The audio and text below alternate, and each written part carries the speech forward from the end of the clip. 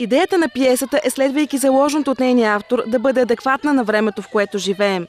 Човек да си зададе въпроса доколко е демократичен, ако не зачита правото на децата си. Посланието с постановката, извън съдържанието на постановката, е една толерантност и приемственост на генерациите в изкуството.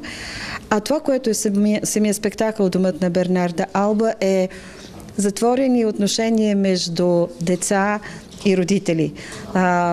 Усещането на задълженията, спазването на задълженията. Да бъдем съпричастни, отзивчиви, съпричастни не само с радостта на ближния си, а с неговите тързания, болки и да сме готови винаги да помогнем.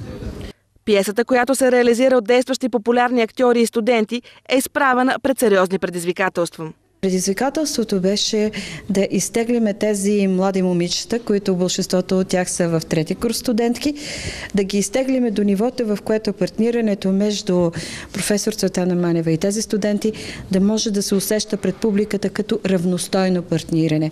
Приготвянето на нова постановка и на професионалистите им е трудно. Как се справиха студентите? Справят се и ще продължават и мисля, че ще се справят много добре.